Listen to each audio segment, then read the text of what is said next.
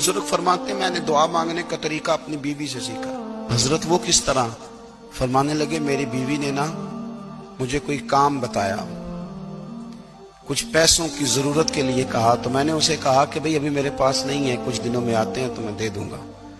عورتوں کی عادت ہوتی ہے وہ بار بار یاد کراتی ہیں۔ 2-4 دنوں کے بعد پھر اس نے کہا حضرت وہ میں نے کہا تھا کچھ پیسے، میں نے اسے کہا کہ ابھی میرے پاس نہیں ہے، کچھ دنوں میں ملتے ہیں تو میں تمہیں دے دوں گا۔ اس نے کچھ دنوں کے بعد پھر کہا حضور وہ میں نے کچھ پیسے کہے تھے۔ فرماتے میں نے ڈانٹ دیا، میں نے کہا کہ کیا تو روز مجھے شرمندہ کرتی ہے، کہا نا میرے پاس نہیں ہے، ہوں گے تو دے دوں گا، تو روز یاد کراتی ہے۔ فرماتے ہیں اس نے پہلے تو میری ڈانٹ کو سہا، پھر میرے سخت جملوں نے اس کی آنکھوں میں آنسو پیدا کر دیے، پھر اس نے اپنے آنچل میں اپنے اس دکھ کو سمیٹا، اور پھر اس نے ایک جملہ کہا تو میں رو پڑا، اور مجھے اپنے رب سے مانگنے کا طریقہ آ گیا۔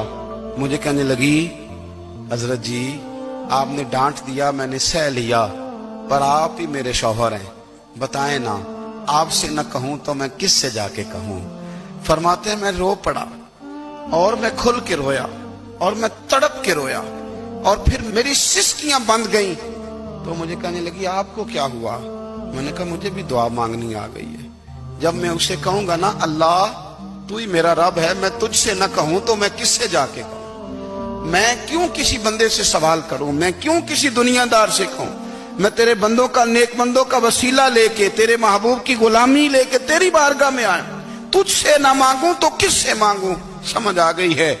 جب میں اس رنگ میں مانگوں گا تو پھر رب میرے اوپر بڑا ہی فضل فرمائے گا۔